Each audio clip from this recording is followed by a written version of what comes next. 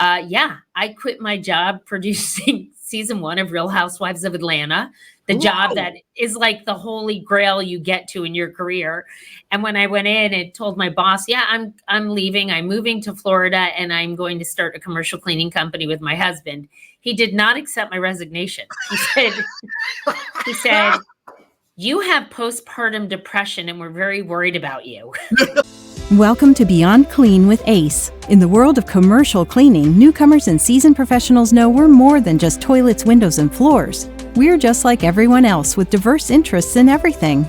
And over the past 7 seasons, tens of thousands have discovered engaging, thoughtful, and truly game-changing knowledge here. Whether you're a facility manager, a frontline staff member, or a building services contractor, we're here to help you grow both personally and professionally. So hit that subscribe button and share with others, because we're all about enhancing lives in healthy, positive, and proactive ways. Now let's join Dave Thompson, Director of the Academy of Cleaning Excellence, your host here at Beyond Clean with Ace. So, hello everyone, it's Dave Thompson here again, and well, let's see, where am I at? It's this way over here. Yeah, hey, it's kind of, you look at the screen this way, it's up that way. We talk about everything, not just cleaning. It is Beyond Clean with Ace. And as I'm recording this today, it is one of those dastardly days of the year. Most people really have a problem with this day. It's not only that, but it's a Monday. Yes, it is Monday, I'll just leave the rest of that off because I'm sure that you understand what that day is in April that we usually don't like. Anyway, mine's all done. It's all over with, so I don't have that problem. But, there are Monday morning glitches, and I've had those already. Thank goodness it's out of the way because I've got somebody on with me today. And as things would happen, she's not too far away from where I am today. We are both in Florida, Shari. Hey there. Happy tax day. Oh, you had to go there, didn't you? Couldn't help it. Yeah, you couldn't help it. We are both in Florida, though. We are, and I am so grateful. This time of the year in Florida is just magnificent. Like, if I could bottle this and keep it all year, this would be perfection. Oh, well, hey, I guarantee you we are not going to keep it all year because we're getting ready to get into that rainy, steamy afternoon season. Ugh. Yep. I know, the thick, monstrous soup of South Florida. But anyway, it's great to be here today. Sure, there's probably some people up north that are thinking about, they just had like 2 feet of snow up there recently. So they're probably going, yeah, right. What a problem you have.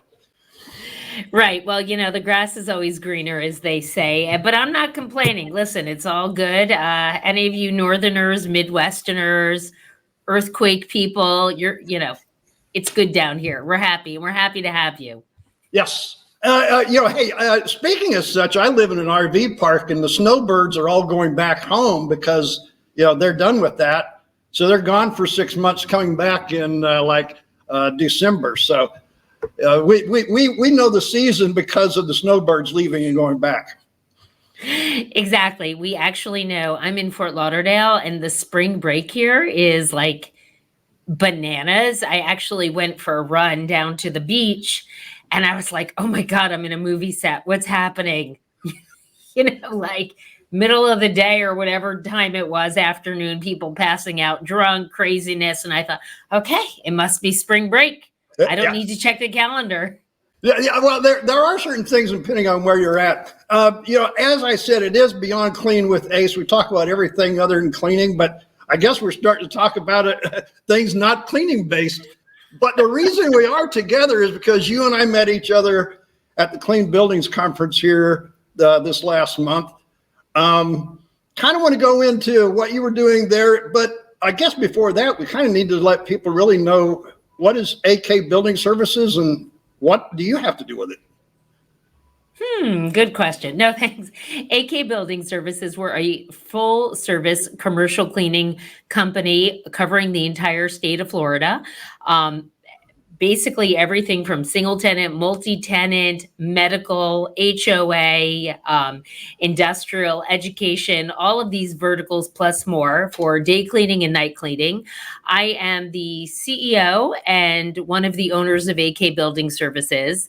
I love what I do. I love the company that we've built, and I'm super proud to keep people healthy and safe in the environments they work in. You know what? You just hit on the two words that run my whole podcast. And I don't know if you knew that, Shari, but if it isn't healthy and it's not safe, I don't want to talk about it. No, it's all about healthy and safe. And that comes not only like physical health, I'm talking mental health is too. We play a prominent role in, keeping people's sanity. But Dave, I saw something at the first time that I met you in Baltimore, which was amazing. When I met you, your energy was like, pow. But you said, I'm a janitor, I save lives, right? I think that was on your business card. And I was like, wow, that says it right there. And it's a bold statement, but it's really true. It's so important. Well, that statement, by the way, that statement is up for trademark renewal this next year. So you just reminded me, I've got to get my renewal on that trademark. But, I think that's the thing. And I was up there teaching a class of Getting to Wow, and that's part of that program is that statement. And, it took me years to figure out just that dynamic phrase that said everything that I believe that this industry is about. And every class that I teach here has to go to protecting the health of the frontline worker. Mm-hmm. You've got over 700 frontline workers. I'm sure you understand.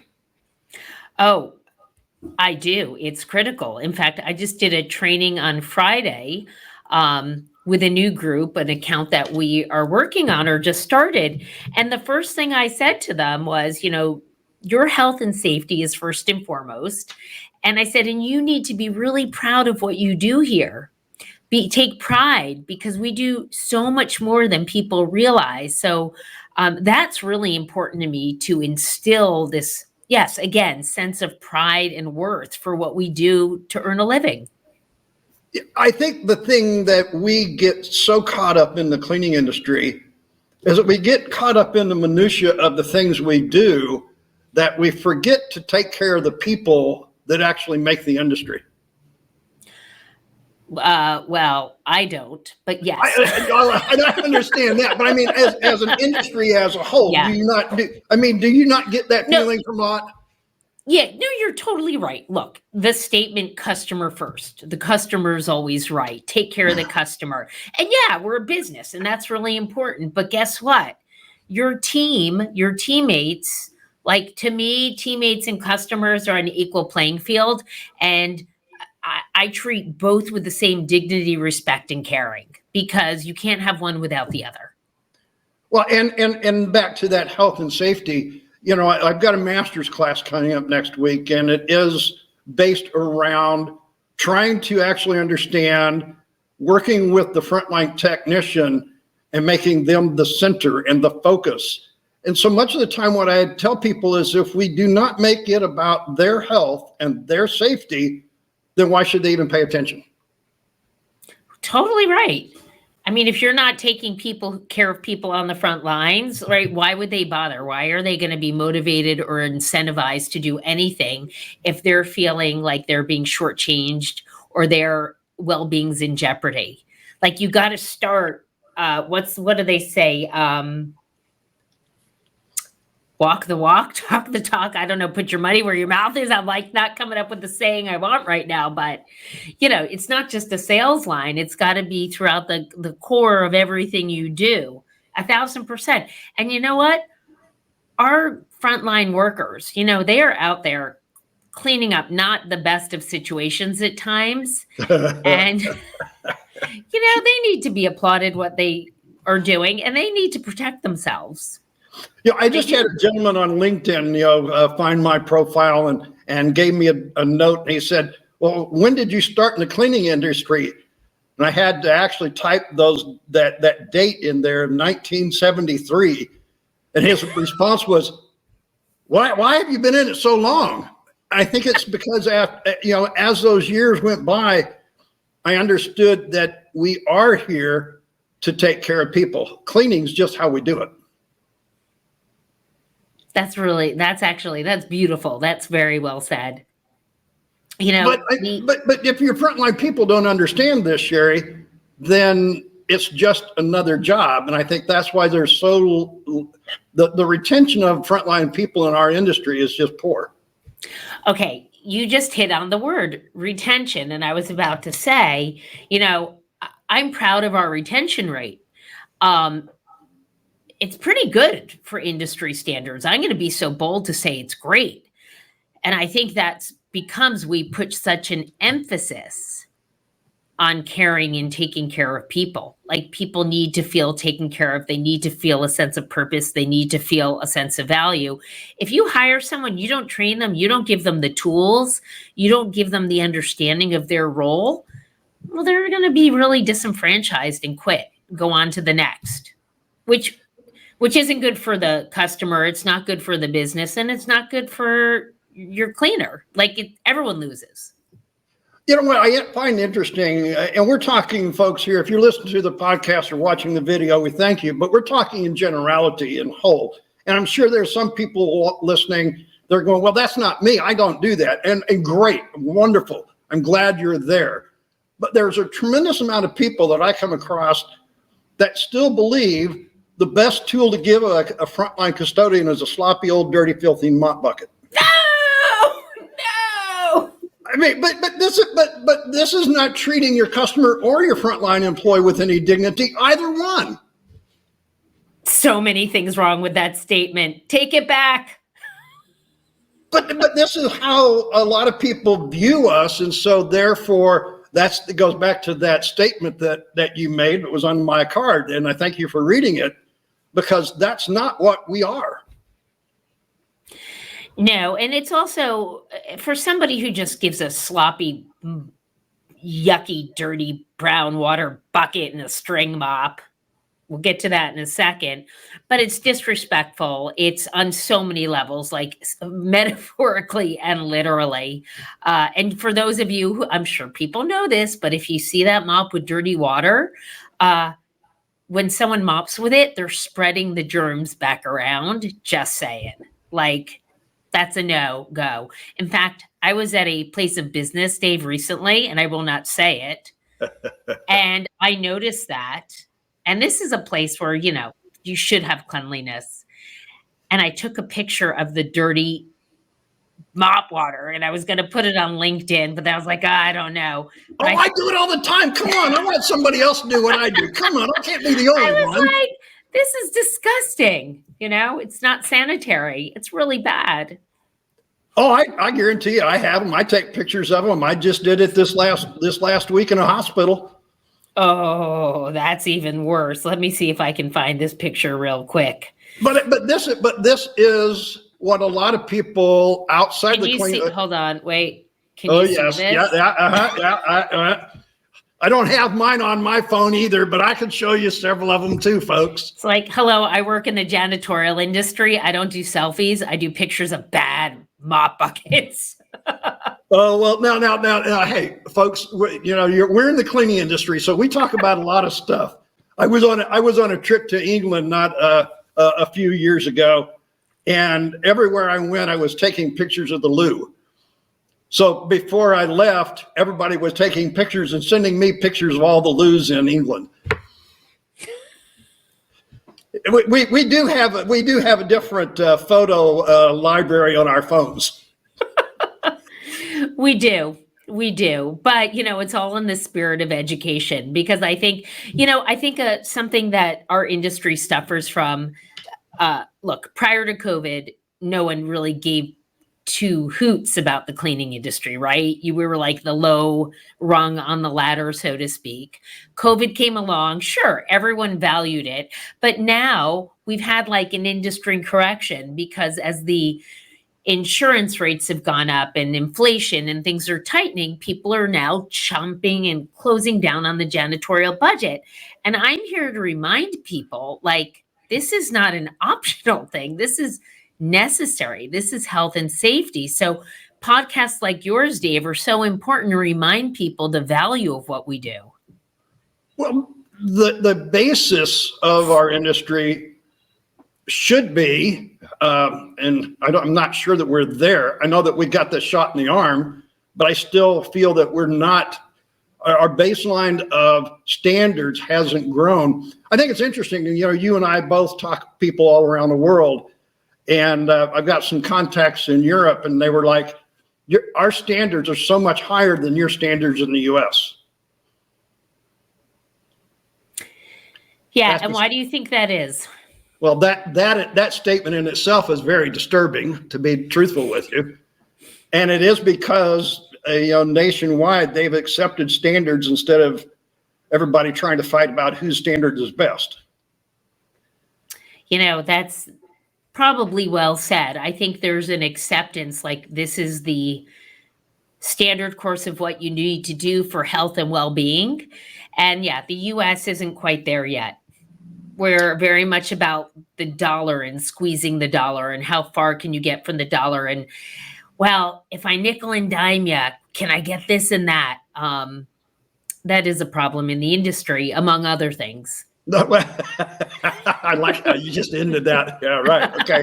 So we were both up in Baltimore before the bridge collapsed, folks. We were up there like a week and a half before that happened. Let's talk about why you were there and what went on. Well, I was there as a guest speaker to talk about the business of commercial cleaning, and it was a true honor to be there. And I love to share what I've learned about growing our company and the business and sharing that information. But for me, I'm a learner. Like anyone that I could meet and learn new information and new perspective, like I'm a sponge. Let me soak it in. So it was a great experience. So what was it that you learned that I should have to ask? Well, what I did learn in terms of the business of commercial cleaning, that no matter what state you are in, everybody has the same challenges, right? Mm-hmm. It doesn't matter your company's big or small, we all need people coming to work. We all need to train people. You need customers to really appreciate what you do and see the value in it. We all want to find efficiencies. We all want to find new technology to help us do better. So, these questions, and then you share with people, well, what are you doing? What do you do about that? What do you do about that?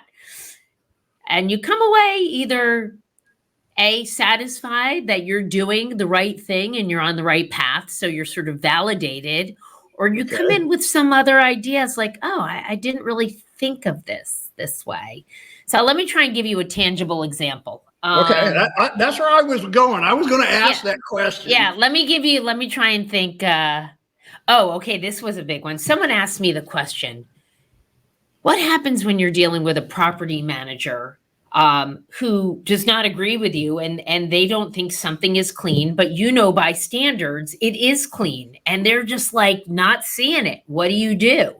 And that's a problem we all have, And so my response was, well, you have to show and tell and explain your methodology on why you believe this to be clean and why you believe this. But then you have to hear them and say, what are your expectations to make sure on the same page? But then a gentleman who and I cannot remember his name right now, came up and said, it's all metrics. Standardization in the industry. There's technology for this. And he outlined, how you determine things. And I thought, wow, I need to talk to him. This is brilliant. I know exactly who you were talking about because I was in the room when that conversation happened. Yeah, you were in the room. You were right there. And Mark and I have talked about this over many years. And that's exactly where I was thinking, it's the science of what we do. And I tell people, especially like in my stone care class, how shiny is shiny? Yeah. And that's an expectation, right? So if you can't measure, and when it comes to polishing stone, it's about the reflection of light. And so we have a gloss meter that we put on the floor, and it measures the reflection of light and gives us back a numerical value. if you can't set the expectation, then at the end, the client and you are sitting there going, well, it should be, can you get it a little bit? But yet people don't want to go through the process of validation, but yet they have the problem in the end. And so that's where Mark and I've talked about it many times. Set yourself up for success or you'll have the issue. Exactly. And we were talking with different size companies and how they handle it. And for me, it's about setting expectations up front. That's how we handle it. We like to walk the property from the get-go and, set expectations, because a lot of it is subjective, but that is a common pain point that companies and cleaners face around the country. It's subjective if we let it be. If we let it be. Yes. So it's sort of like driving the conversation, right? Taking control. And it's like I tell people, never accept a contract if it says as needed or as required. And why is that? Because who's the one that's going to always wind on the bad side of that? Correct. Yeah. So it's our fault if we let that happen. And I think this is where I was teaching some of the people that I work with here in class, is that I know there's this thing of the customer always right, but who's running your company? You or the customer? Who's the professional? He had a problem with a floor and it happened to be at a car dealership. I says, is he going to tell you how to sell his car? Yes. Why should he tell you how to run your cleaning business? Absolutely. Again, that's setting expectations and also letting people know, like, this is your expertise. This is what we do for a living. We've got the tools of the trade and the training. Let me explain why this is. And I think once you do that, then you're usually pretty good. Sometimes the key word there, though, is, Shari, is the training, the knowledge. Many of the people in our industry don't have that, so they don't feel that they have two legs to stand on a good concrete foundation. And therefore and this is what happens. Oh, I love training. I love training. I've become a real training junkie and geek about this, but we use and there's tons of training, right? It's whatever's going to work for you. But for our cleaners, we love the Spartan Clean Check program because, as you and Mark would say, it's standardized and I'm not dependent on different people to interpret things. And then everyone gets a diploma, and boy, this really empowers our team. People really love it, but it gives them confidence to say, no, this is how you do it. This is the proper way. Well, as somebody that runs the Academy of Cleaning Excellence, I can't help but say something here. But I think the thing about it is, though, the training that a lot of the people in our industry get is still teaching them about the techniques and processes that we used in the 40s, 50s, and 60s. I keep telling people, and you mentioned it earlier, if they're well equipped and have the tools. My question about that in the industry at large is, why are we still expecting our frontline people to go to battle with tools that were designed in the 1400s? 1400s. So specifically, we're talking about a broom and a mop, and a mop, yeah, and a rag, and a rag, and a feather duster. Although a color-coded rag is very important, but yes. But that's a color-coded microfiber. It is a color-coded microfiber, 100%. So my thing here is almost every one of our technicians has one of these. Yeah. They've got a $1,500 computer in their hand. And you're expecting them to clean a toilet with a bowl, mop, and a rag. This is a problem with our industry. Again, it comes back to investment and people wanting to invest in the industry and people being open to innovation and new technology and to learning. It's a mindset, Dave, and I bet you could speak to this more than anybody. It's a mindset. Do you want to be 1% better every day? Do you want to use the latest and greatest? Do you want your people to be armed, ready for battle? Yeah, if you do, then you need to invest and pay attention and go to the Academy of Cleaning. then you would love the fact that whenever people come to class, after the first 2 hours, I go, well, aren't we going to use some tools? Aren't we going to get up and clean something? I go, no, the tool I'm working with is this one here. Until you understand, there's no sense going and working with that. And I think that's the problem with most of the training you're talking about. And a gentleman taught me this many years ago, and it wasn't me that did it. He taught me. But he said, there's a difference between training and learning. Yeah, I agree with that. Training is very functional and reactionary, right? Let's see, to train, you move this here, move that, but to learn is to understand it so you can problem solve and take those fundamentals and use them and apply them in other environments. Would you agree with that? So the way he put it, and the way I continue to repeat it, is learning is why. Training is implementing the why. I like it. I agree with that. 1,000%. If you don't know why first, you can't implement the why.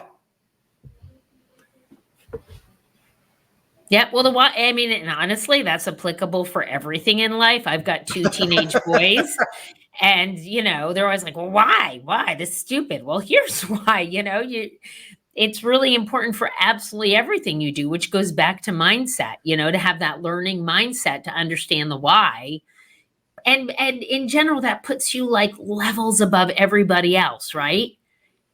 People are a bit robotic or numb to things. So if you're learning the why and you understand that, and you understand why you can't use brown, dirty, yucky mop water and why you should be using a microfiber as opposed to a paper towel, if you understand it, your actions will reflect it. And if that isn't about their health and well-being, then they don't really care. No. And if they don't understand why you shouldn't put like bleach mixed in with another type of cleaner for a chemical reaction. Oh gosh, Sherry, don't get me started on chemical stuff. I just got through updating our infection prevention course for a big airport in Arkansas. And she was halfway through it. She sent me a note. She goes, "Oh, is this going to create some waves?" And she was actually to the part of mixing chemicals. Oh, yeah. I mean, like, that's a really understanding of the why, and talk about danger zone. Because it can kill you. Oh, yeah. It could kill a lot of people, not just you. So I've got to ask a why question here. I usually don't, Sherry, but I've got to ask, why in the world, if you were on TV channels and stuff like that, why in the world would you ever go to the cleaning industry after all of that in the network TV's era? Okay. It's a good why. It's a good story. Well, I figured to ask. There's got to be a story there. So I have a master's in broadcast journalism, and I went on to work in journalism and TV production, I would say almost 20 years, and loved it. Like, loved it. And my husband, who was not in the commercial cleaning business at the time, but grew up in the business, literally on the top of a mountain, when we were on a TV shoot, said to me, I don't want to work for anyone anymore. I want to be my own boss. And my father was in the commercial cleaning industry. I want to quit my job and do that. And I was like, okay, like literally, okay. And we didn't overthink it. And that's what he did. And as time went on and the way life would have it, I quit my job producing season 1 of Real Housewives of Atlanta, the job that is like the holy grail you get to in your career. And when I went in and told my boss, I'm leaving, I'm moving to Florida, and I'm going to start a commercial cleaning company with my husband, he did not accept my resignation. He said, you have postpartum depression and we're very worried about you. I gotta tell you, you know what? If you don't ask why, folks, you don't know, and that's good. Okay, so what happened next? So from there, long story short, we bought a very a small business in West Palm Beach. Moved down here, but that was not enough to pay the bills. So I stayed working in television, and Mark bootstrapped it. I mean, bootstrapped it. You know, he had a day job because we still had to earn a living. And then he quit that, solely focused on the cleaning industry. And then when the time came to shift gears, we wanted to build something together. And I found creativity in business. I never set out to own or run a commercial cleaning company. Like that was never in my, that was never it. Hold on, I got to show you this. Whoa. I keep this in my office as a reminder. Can you see that okay? Yeah, that's Oprah. Yeah. Okay. So I never was like, yeah, let's leave and do this. But I'll tell you that I love what I do. And I love business, and I love people, and I love the sense of pride in doing what we do. So that's my story in a nutshell, because no one would believe it, and probably people still don't believe it. There's got to be more to it. But no, we started building something for our family, and it was pretty cool. That's my story. So what's the most rewarding out of all of that, though, Shari? I mean, there has to be, we all have those things that we remember, and I don't like to talk about the good or the bad stuff. I always like to talk about the good stuff. So, you showed us a picture of Oprah there. You got to have something here. The good stuff about what I do now? Yeah. Oh, we provide a livelihood for over 700 people who have families to take care of that need to come to work and earn a living. And I'm really proud of that. And, everyone's like family to us. And I think one of the coolest thing was one of our cleaners won the lottery, like a lot of money lottery. Wow. Maybe not billions, but several million. And we thought, oh, he's gone. He's gone. He's gone. You know what he did? He gave us 4 weeks notice. And he said, I want to make sure I find my replacement and train them really well. Wow. So my coworkers and our customer, nothing lapses. And I thought, wow, that was really cool. Folks, if you're listening to this right now, folks, and that didn't give you goosebumps, I don't know what will. That's, people ask me why I've stayed in it, and I'm definitely in my retirement days as far as I could retire. I should retire. Maybe I will. People ask, when are you going to? I'm in Florida. I live in an RV. Why aren't you retired? I go, because I love what I do. I help people. Yeah. And, I know they really trust us, and our customers call us when they have an issue, and, they know it's going to get done. They know it's going to get done, and no one's perfect. And if there's a mistake made, we own our mistake. We get in there and we make it right. We're human industry. But it feels really good when someone says, hey, thank you so much. You guys really had our back and saved us on this, and we're really appreciative of it. It just makes you feel good. You're making a difference. You're doing something valuable in the world. Well, folks, we started this afternoon talking about, people, health, and their lives. And here we are 30 minutes later, we're still talking about it, because quite literally, that's what the cleaning industry really is all about. Whether it's our own people or whether it's the people we're providing the services for, it's still all about people that utilize the facilities we take care of. Exactly right. And, if you're watching this and you are a business owner or an employee, but if you see a janitor, please say thank you. They are the most under-recognized, unsung heroes. Really hard work. Sometimes people work alone, and, just take a minute to say thank you for all you do. It just goes such a long way. And I'll tell you, David, whenever I go visit accounts, I just always stop and shake someone's hand and say, thank you. We're really grateful for what you do. And I think that makes a big difference. It's interesting, as I've done this over 5 decades now, how many people I've run into in the industry that, just like nobody would have ever thought that you were part of these programs that you mentioned. There's so many people in this industry that have backgrounds that other people would just be awe-inspired by. And I've met a number of them, and I'm like, I've been in this industry all my life, but yet it's the industry that's given me the ability to meet and talk and go around the world. So, gosh, I love it. It's a special group of people. It really is. Yeah, and hardworking, like super hardworking. And I think a lot of industries are hardworking, but this is really hardworking 24/7. Our phones are ringing all the time. That's just part of the game, though. That's how it works.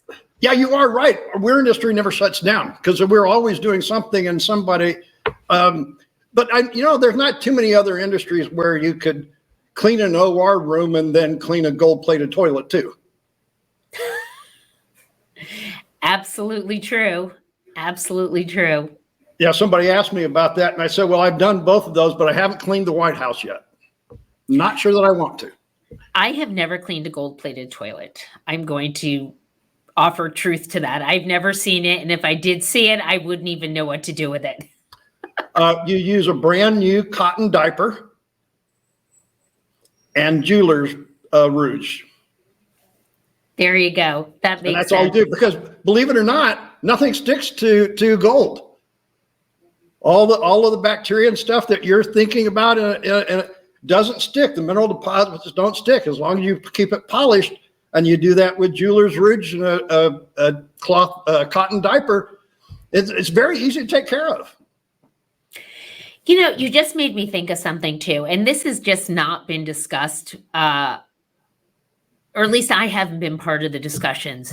And when you think about people who are building and designing facilities, right, it would be so great to have the conversation with the cleaning industry before they picked products, right? Like a horrible sofa that you can't keep clean. Like, let's have that conversation. Think about how much more efficient the world would be if they had really easable cleaning offices to be cleaned. Well, I mean, we could really get into a whole lot of discussion. I know, we won't. Sorry. But, hey, I do want to kind of throw one thing at you. You said, we go to these conventions to learn stuff. And, right now I keep looking at them and everything. I was interested in the people that are doing drone cleaning. And I did find one of the drones there, was talking with them. Because, cleaning the outside of these high-rise buildings and multi-story facilities and structures is, everybody's looking for another avenue to get in the cleaning industry. Do you run into any of that down there? In terms of drone cleaning, that's not something we're prepared to take on or even entertain at this point, and not even robotic cleaning. I still believe in the human hands to accomplish a task and a job. And maybe in a few years I will change my mindset, but like a Roomba is about all we can handle right now. But I still think the human element to me is very important. But I know there are people doing it and trying it. It's not for us right now. What I do find interesting is how much of a aha moment is to a lot of people that can't believe they just can't get the idea about rinsing surfaces. And they go, well, what? I said, water. How much of the time that whenever we're cleaning, we just leave a film of the cleaning chemical that we were using? And of course, I come back to that, and when we're talking disinfectants, mainly. Yeah. Well, that was probably the most popular little known fact about COVID is to leave a surface slightly wet, and so the chemical or the product can work correctly. That goes back to education and what people know or don't know. But then the problem that I have with that, though, Shari, is if we just leave the chemical on there, we're looking for other problems.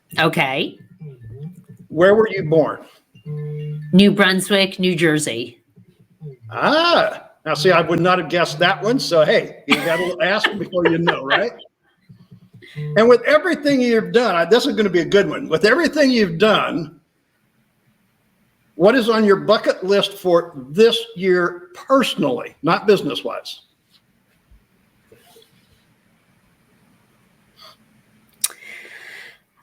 I really want to climb Kilimanjaro. I don't know that it will happen this year, but like that's going to happen in the next 2 years. That is something I really, really want to do. Now, when you said you would talk to him on a mountain, I didn't realize we were talking Kilimanjaro. No, I've never been there, but I feel like that's a bucket list item. And Wow. I love like a challenge where you train for something and you set your mind to it and then you conquer it. So if I had to pick this year, if I could get a number for the New York City Marathon, I would go for that. You could getting a number is a challenge. It is a challenge, yes. And then training in the summer in South Florida, but I'm up for it. I didn't realize getting a number was difficult. Now the training part of it, I'm sorry, I'm way past that, but I understand. Now, folks, you might be asking, why in the heck did I want to end the podcast by asking these two questions? Well, there's a reason for that. It's because now we know where Shari was born. We know what she wants to do this year and possibly next year or so. Those are pretty high challenges in both cases. But you know, the thing here is, folks, we want to make sure that whatever you do in that journey from where you've been to where you're going, our words here is make sure you keep it healthy, positive, and proactive. And we appreciate the time you spent with us. Come back and watch us again. You know all of the channels and everything we're on. Beyond Clean with Ace. We're here to talk cleaning, maybe even a little more. Thanks for watching, folks.